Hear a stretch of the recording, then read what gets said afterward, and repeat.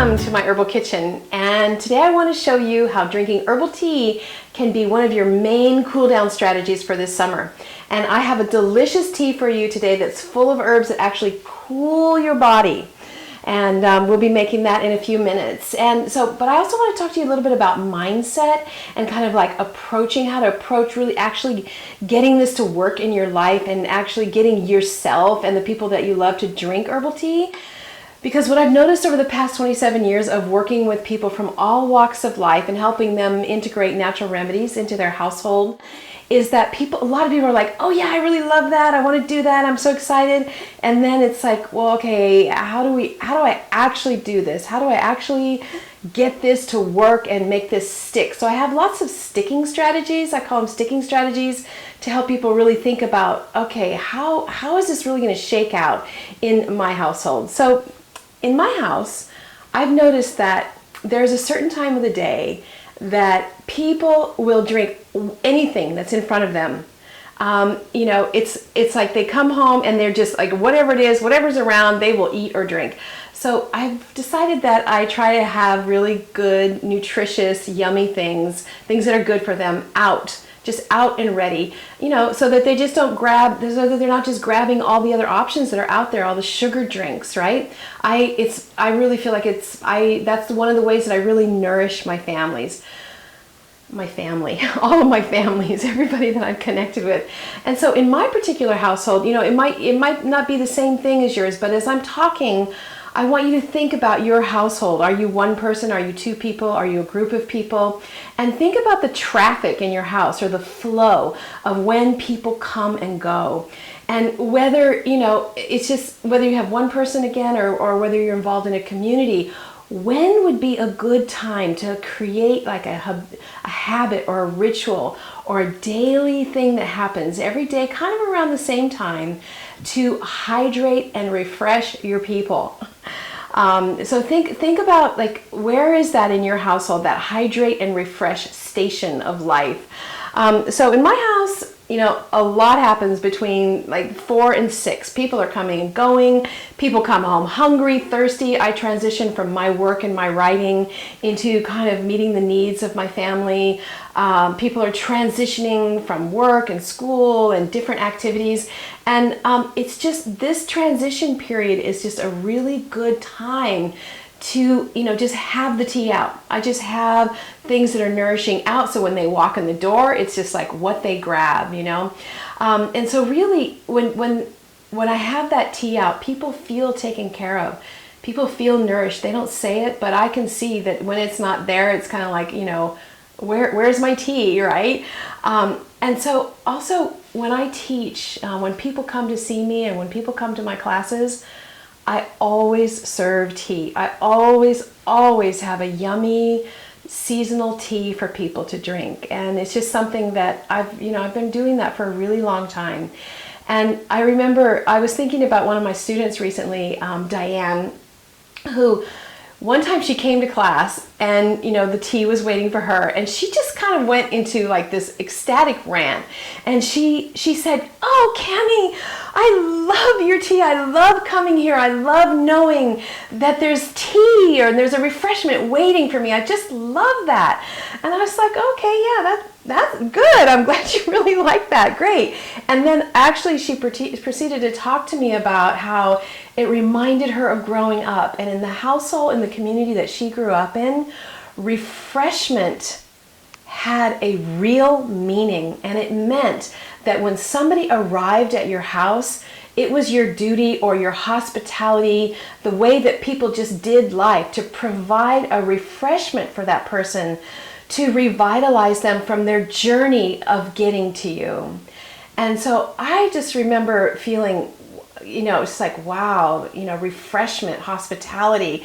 And I was so grateful for her to just kind of really educating me about a deeper meaning of what refreshment means. It's like you really take care of people when you refresh them when they arrive to you. And so I looked up refreshment in the dictionary, and it said that it's giving fresh mental, physical, or emotional strength or energy.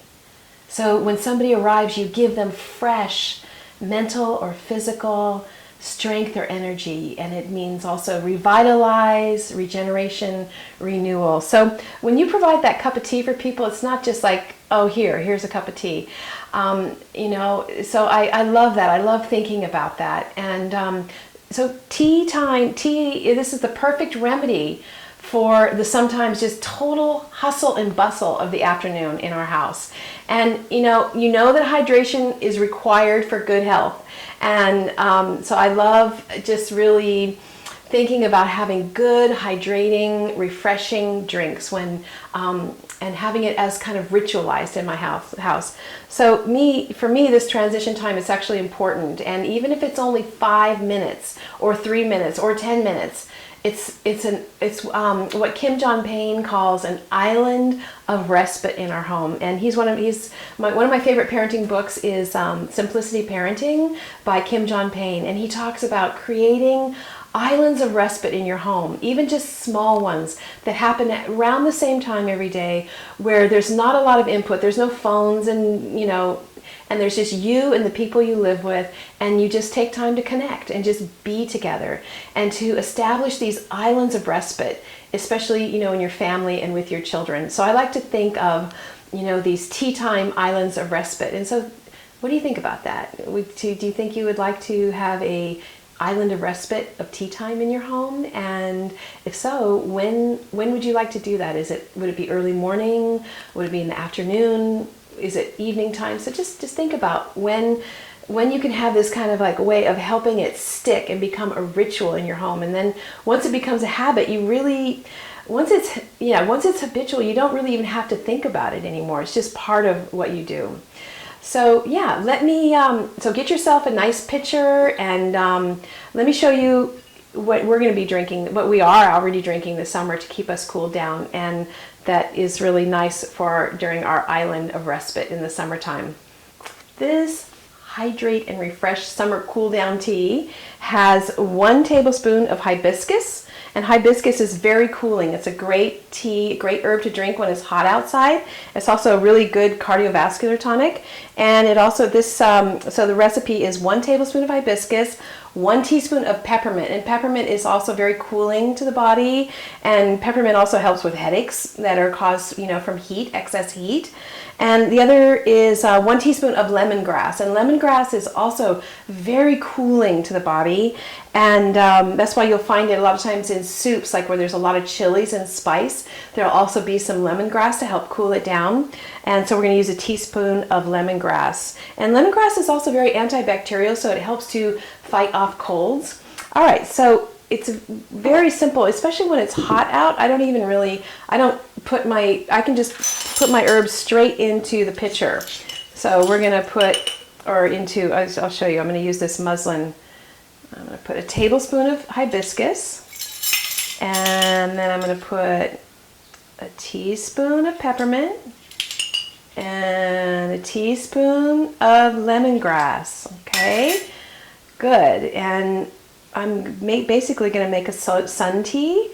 And so I'm going to take this and I'm just going to slip it on here, or you could just put it directly in.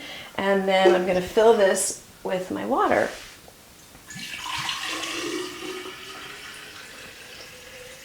And then I'm just going to let that sit, and I'll put it in a sunny spot, and I'll let it sit for, probably about 2 hours, and it'll be ready. And it's already, you can see the hibiscus starting.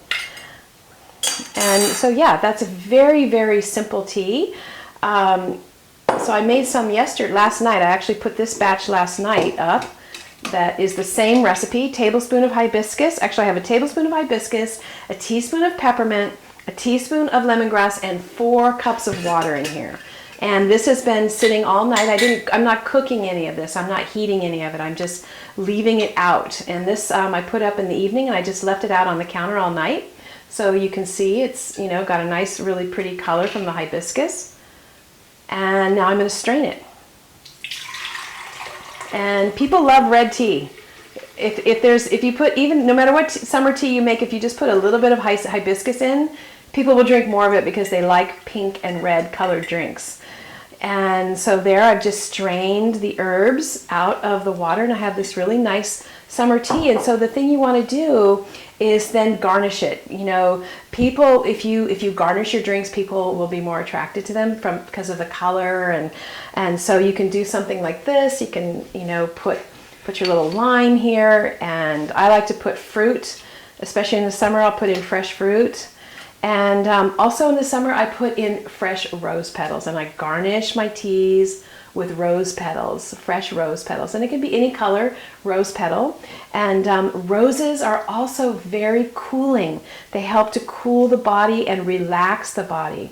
And so in the summertime especially, or when it's hot out, I garnish my teas with rose petals, and people like that. Okay, you can also put a little, you can just put one sprig of something, or you can just, you know, you can put all kinds of stuff in there. Lemons are also very cooling to the body. So there you have it. There's your tea. So when people walk in the door, this is what's waiting for them. And so wouldn't you like to have this on a hot summer day? All right. Thank you for joining me today. I hope that you find your tea time islands of respite this summer.